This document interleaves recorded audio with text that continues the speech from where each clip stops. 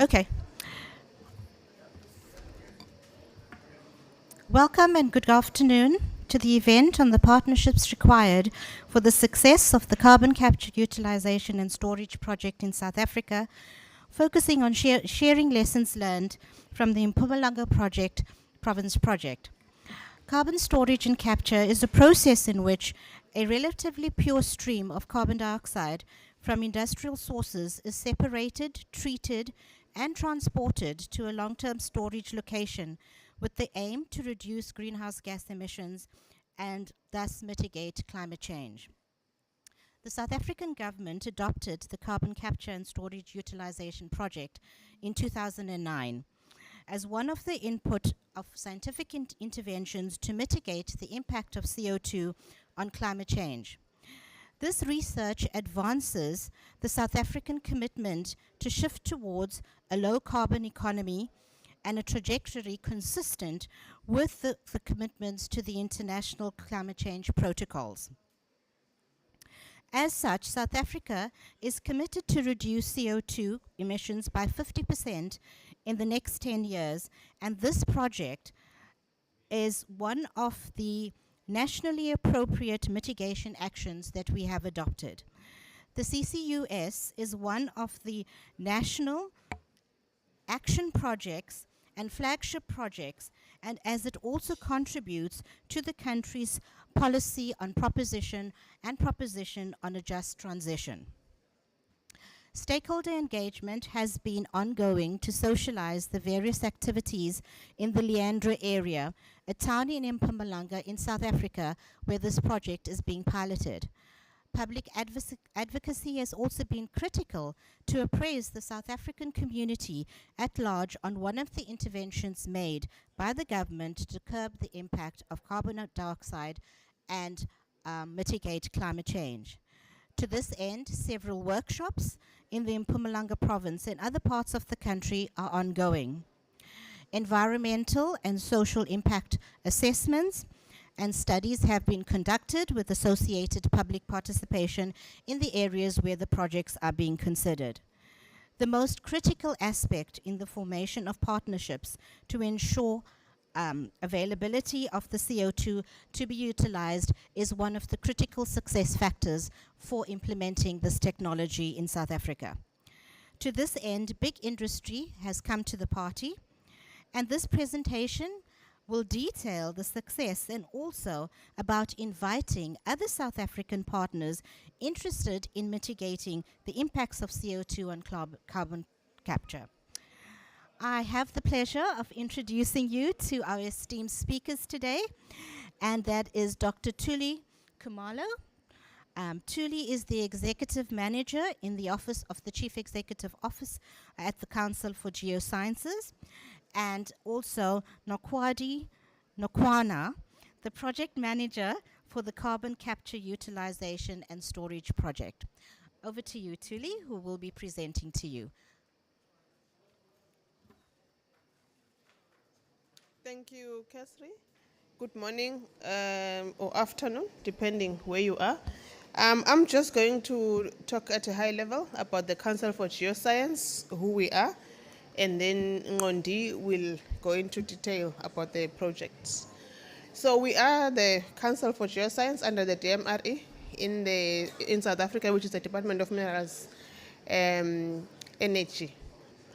Then we are also the legal successor, have been around for over 100 years, following the geological surveys of South Africa and amalgamation of the different surveys after the new democracy. And we are established by an Act of Parliament, and we're Schedule 3A public entity. So maybe just a brief background on the project. We are in partnership with the World Bank implementing this carbon capture utilization and storage project in the Mpumalanga province to mitigate the effects of climate change. I'm not going to go into detail about that because the facilitator has already spoken about that. But I will just indicate the importance of this project to the South African population as part of the just energy transition to ensure that we can sink some of the carbon and save some of the livelihoods of the people who are in the coal value chain. And of course, Mpumalanga province is one of the major provinces where major emissions are taking place and most of the CO2 sources are there. I'm also not going to talk a lot in this forum about South Africa's commitment to reducing emissions. I think it is very well known. If you're at COP, also you are committed to this same goal of the country. And I'm also going to now hand over to Ngondi, who's going to give us the detail about the actual project on the ground, some of the work that's been done to date, and the partnerships that we have formed in ensuring that this project can succeed. Of course, our mandate as the CGS is geological mapping and geoscience, and extended a little bit now to exploration as well. So we do not produce any carbon dioxide ourselves, so we do need partners to come and ensure that we can succeed together. Over to you, Ngondi.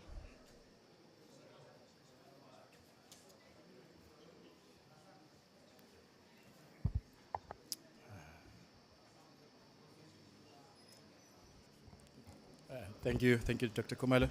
As I've been introduced, my name is Ngondi Ngokwana. You can try and pronounce that at your own risk. I am the project manager for the Carbon Capture Utilization Storage project at the Council for Geoscience. We've had the introduction. I'm just going to dive deeper into the project and the current activities that we're currently undertaking as part of the project. Just a little bit of a brief background in terms of what CCUS is. As Doc has already indicated, this is one of the technologies that has been adopted by the South African government in terms of accelerating our commitment to reducing the CO2 emissions. And also, according to the International Energy Agency, this is one of the recommended technologies in terms of its efficiency in getting us to reduce the CO2 emissions efficiently. What this project entails is basically capturing the CO2 from the industrial sources, separate it from the source, capture it, compress it for storage, and transport it to a geological storage site where you would have ensured that the geology is suitable for long-term storage. In other words, having a good understanding of what the geology looks like in terms of possible pathways that could take the gas up into the atmosphere again and negate the whole endeavor. This is also, as part of the capture, there's also a utilization aspect to it. So we're producing more CO2 than we can capture at this point, but also there's an opportunity to create utilization and create a market for its utilization, especially in the petrochemical and agricultural industries. So that is where we intend to also take part of that CO2 and make sure that it's utilized for value-adding products. And the rest of it will be stored in geological formations, as I will indicate as our part of the geological sequestration efforts. Just in terms of what we are doing at the moment, in terms of our current activities, we have selected a site. Of course, the big thing about the site is making sure that we've got the right geology for it, as I've indicated. Geology that's well understood in terms of its risks, the geological risks, and also the big other part of it is the economics, in the sense that we have to be closer to the major emitters. A lot of the work that has been done in South Africa in terms of evaluating the storage potential for the country has found that a lot of the storage potential sits in offshore basins. But then the corollary to that is that the major CO2 emitters are sitting far inland, and then the economics are not really attractive in that sense. We've gone on to look for other possible solutions to that. We've looked at geology that is called the basals, that has also been proven to work in other parts of the world, such as the Iceland, where it has been demonstrated that these can also store CO2. And fortunately now, we have this kind of geology sitting in Mpumalanga, where we're currently characterizing it and hoping to demonstrate that it actually can sequestrate CO2. But before we get into the geological activities, before we get into interacting with the environment, we have to make sure that we understand the impact, both socially as well as environmentally. To this effect, we've taken up an effort to commission studies in terms of environmental and social impact assessments, and also getting the relevant authorizations from DFFE and other legal authorization entities. That process has been done. We now getting into the geological characterizations, and I will detail the geological characterization activities as well as the design of the actual plant. Should I pause a little bit? Yeah.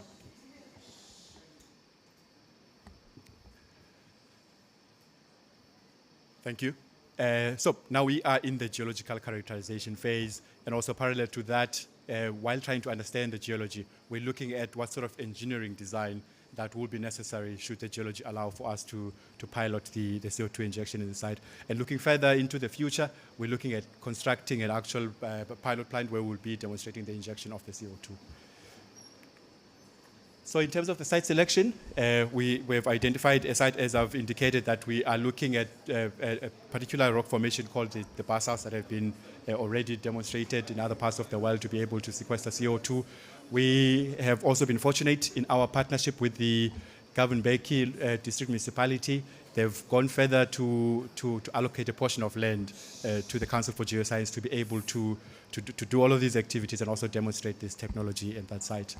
As part of the very key aspect of choosing the site, as I've indicated, apart from the geology that is conducive for our the technology that we envisage in this place, but also it's quite close to the major emitters such as the Sasol in Secunda, close by, about 30 kilometers from the site, as well as the power stations such as Kusile. And also part of our geology work that we are currently doing in the area, in particular the drilling that we are currently undertaking, we've also identified that there are coal horizons that are present in the area, and these again present other opportunities for CO2 sequestration. We all know the coal for its affinity for storing gas.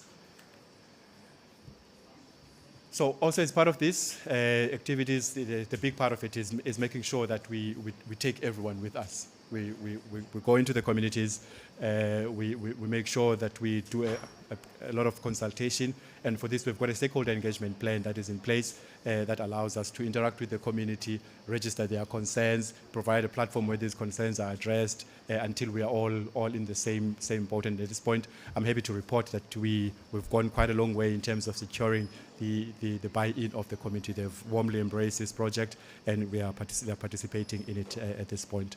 And this is also part of the legal requirement in terms of the environmental authorization, in making sure that we consult all the interested and affected parties and making sure that all their concerns are being addressed. Now getting into the geological characterization activities. So we've selected a site.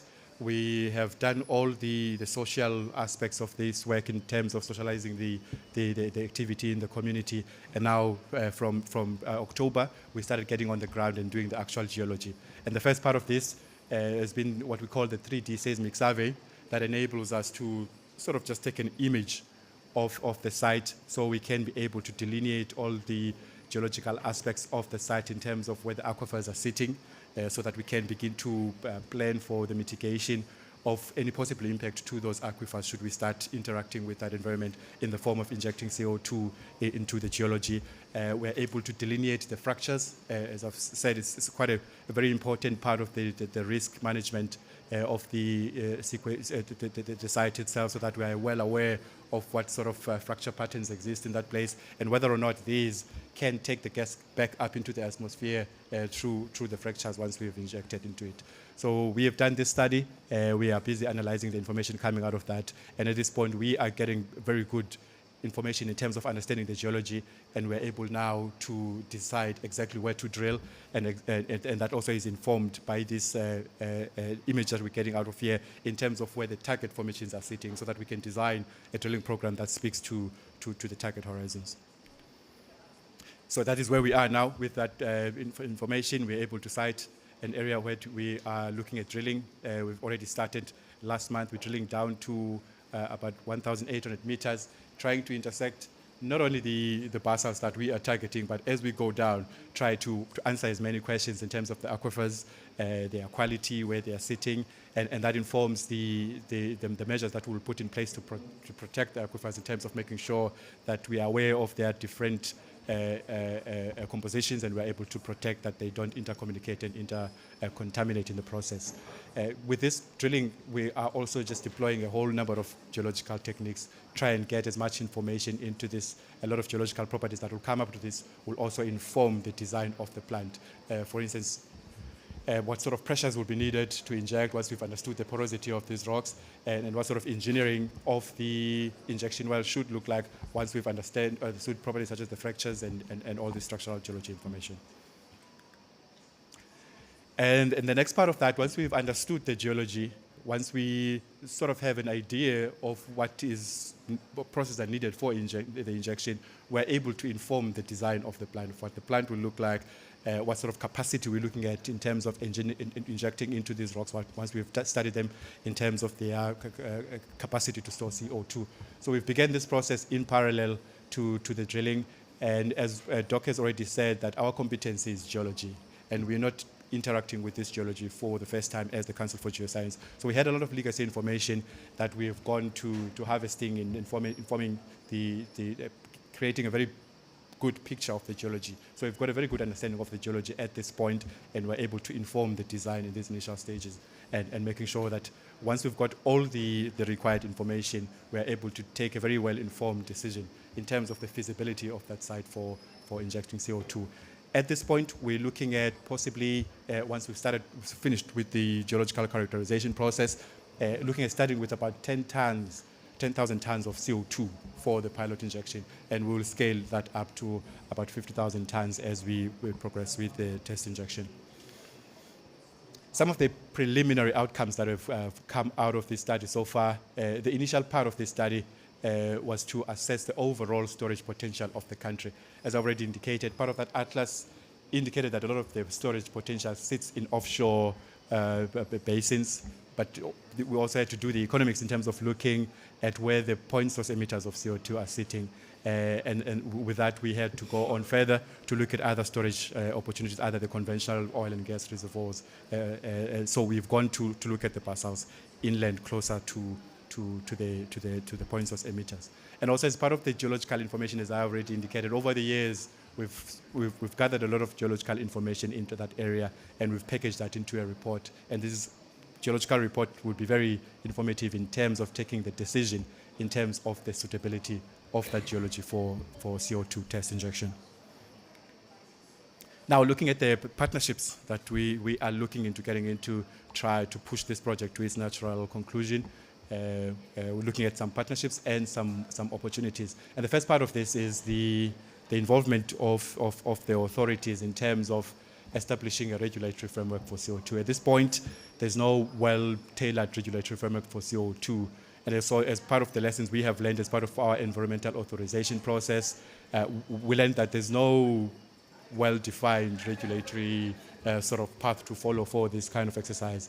And we are, as part of our deployment of the process, learning along with other departments in terms of what sort of regulation can be put in place to make sure that this is done in a safe manner, both environmentally, socially, and otherwise.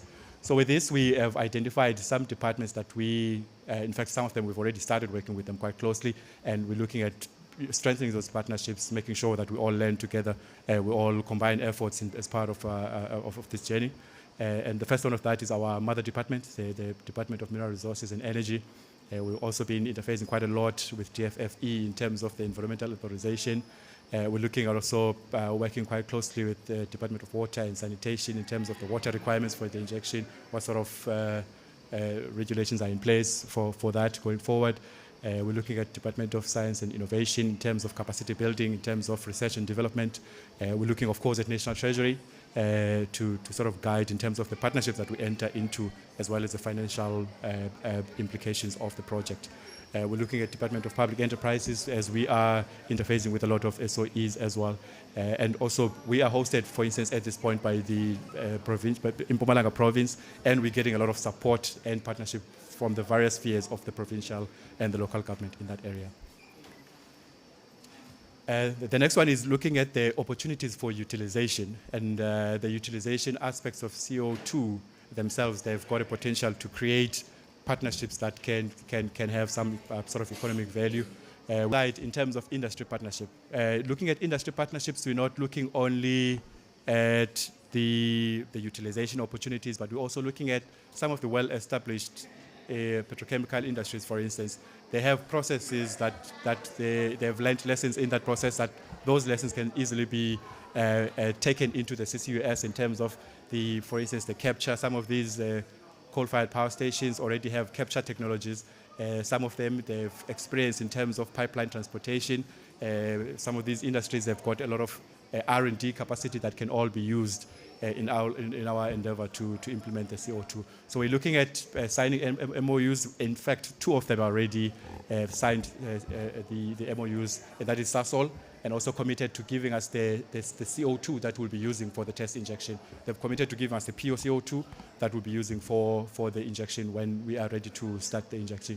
We've also got an MOU in place with Exaro, bringing their expertise, bringing their industry knowledge and other various aspects of themselves that can be able to help us with this. Also looking forward to the injection aspect of it, because that's where, with our geological knowledge, that's where we're going to need more expertise in terms of the engineering that's required for the capture, the transportation, and the injection of CO2. So we're calling for a lot of expertise from industry to come and support and come and work with us and learn with us as we go along. Also, we're looking at having partnerships like academia and research institutions. In fact, we have started this with the 3D seismic survey that I spoke about earlier. We are in partnership with the VES School of Geosciences with that endeavor. We also took an opportunity as part of that exercise to start creating skills, to start getting the young scientists involved and creating the skills that we'll be building going forward.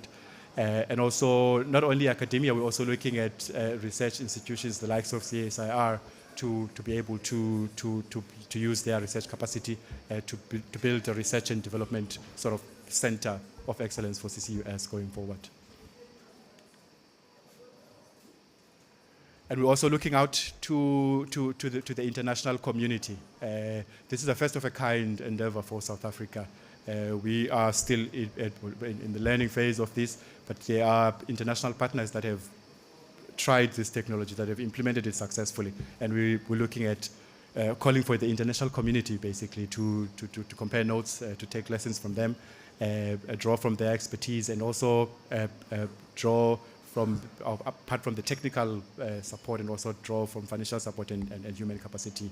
We've started initiating some partnerships with some of these international organizations as I've listed there. The last 2, we are already learning from them as far as the injection on basalts is concerned. They have both tried it out successfully, and they are part of our process now in terms of helping us design that process going forward. Yep, we're also doing quite a lot of public advocacy, trying to create awareness for the CCUS to the general public, as well as the industry, so that we begin to attract these partnerships once everyone is aware of what this technology is all about and the significance that Dr. Komala spoke about earlier in terms of this project significance to the country.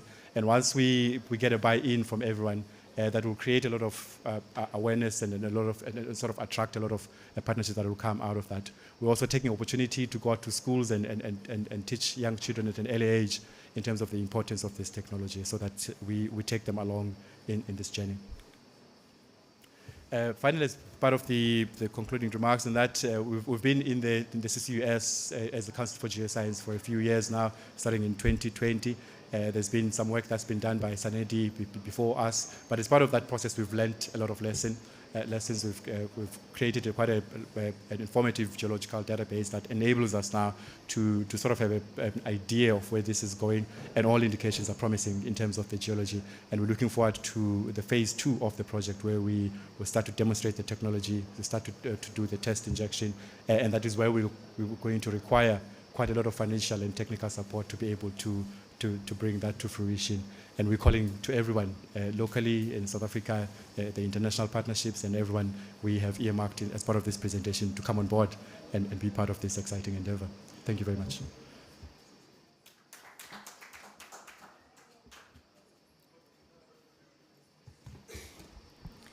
Thank you so much, Dr. Tuli and Nokwadi. I think pioneering the way for South Africa, and I'm sure for Africa as well, in terms of carbon storage, utilization, and storage.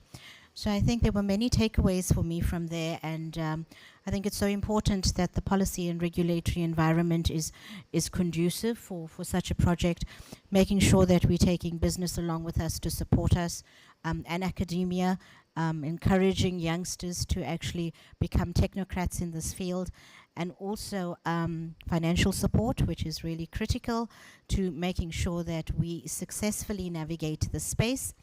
Our partnerships with the community is critical, I think, just to make sure that the transition is also just in supporting that. And also, what's important is government support. I think it's important that we have them and we take them along with us, and that they have the policies and frameworks to support such an initiative in the country. And finally, the markets for the products is also really critical. So I'd like to just open it up. Dr. Tully, if you could join Kwadi. I think he's a bit lonely there. So I think, are there any questions that you'd like to direct to the speakers? Yes, if you can go ahead. If you can also introduce yourself so that we know who you are. Thank you. Thank you so much for that presentation. So my question is around, I mean, you mentioned the policy lever and then the finance lever. How do we finance this in South Africa, and how do you bring the corporates along on that journey, that financing journey? Because they have all committed to CCUS in their transition plans. You see the term thrown around a lot, but the financing of it is unclear.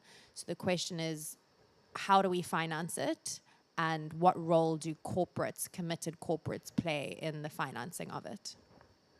Thank you. Tuli, is it you or Nokwadi? Thank you for that. It's early stages. At the moment, we've signed MOUs with Exaro and SASO, and we're here to say other partners can come on board, and then we'll work out together how to finance this project. It's quite costly, as you would have seen the work that needs to go into it. At this point, we are being funded by the World Bank, and of course CGS is also putting some money on the table, but the scope is big. It's bigger than the both of us. Yeah. This is just a pilot for now, and we're hoping to grow it to different national flagships. Thanks, Tuli. And I think that's the objective of the event also, is to just source partnering to assist and fast track the project as much as possible. Are there any other questions? Yes, please go ahead. Yeah. Yes, thank you. My name is Pemi Gasela, and I'm from the DFFE. For me, I mean, I was happy to see that at least the DFFE is also, a partner there in terms of how we work together. And I hope that this can be some kind of a task team or something to make this work go forward. That's number one. And the second question is on the mobilization of international financing. How do we intend to do that? I think that for me was something that came out clearly. Do we have like a strategy on how we would do that? Thanks. Okay, thank you. Nakwadi or Tuli, you want to take another question? Yeah, sure, go ahead. Thank you. I'm Bolayan Mbodi. I just want to check something. I see there is a memorandum of understanding between Exaro and Exaro SASO. and yeah. I'm worried that I don't see ESCOM there. And I would want to find out exactly what is this challenge that you would be having with getting them on board. Are they refusing? What is the challenge? The second thing that I want to check is whether there is a plan not only to mobilize it with the public, but to make the message known all over, because there is one side of information that you get on, because you will be told, even by academia that comes from other countries, that you're taking chances. What is this? This technology, these things that you're trying to do, it's not so useful, and we're talking academia. Now, if academia can come and share that negative side, when do we have time and space that we can increase the footprint of positive message on exactly the same thing that you've presented here? Thank you. Okay, thank you very much. I think let's give the... Thank you, Chair. Pemi, thanks for that. I think it's a suggestion that we should have a task team so that we can be able to upscale the work and source more funds from international finance. Commissioner Mbodi, if you recall in the presentation, we spoke about the public advocacy. But at this point, it's in the local area where we are working. It has not been moved up to national level, but we have received an invitation from the PCC to join the February meeting, where we will share and begin to put the project publicly in South Africa. We are also having other partners that have gone ahead of us, for example, in the UK, and have deepened the understanding of CCUS. And so the scope is big. It's early days, it's a pilot project, there's scope for it. So ESCOM is not refusing, they're just not yet on board. As far as I know, there is the interest to say we also have a lot of carbon to sink, and we work together on that going forward. Don't know if you want anything on that. No, you've covered it all. Okay, thank you. Covered? Yes, you can go ahead. Thank you. Hi, John Green from 91. Do you have any sense of cost per ton of carbon sunk at scale for your project? Given that you've understood the geology, etc. now, is it going to be in the realm of other projects globally, or much more expensive? Nakwadi, you want to take that? Thank you for that question. Yeah, that's the work that we're still undertaking at this point, trying to work out the economics in terms of where the point source will be sitting, what sort of transportation mechanism we'll put in place to get to the site, and also the infrastructure that will be needed on site. So we've got a commissioned that study. It's still ongoing in terms of understanding the engineering as well as the economics of that. And I think by February we'll have a concrete answer on that next year. Thank you. Are there any other questions? Are there any questions on Zoom that we can take? No, nothing. So if there's no further questions, I'd just like to thank you all for your attendance, and in particular to Thuli and Nakwadi. Thank you very much. We look forward to listening at the next COPs on the progress, and I think also for us to address the gentleman's on the cost, and I think we'll be in a better position to do so. Thank you very much, and enjoy your day further. Thank you.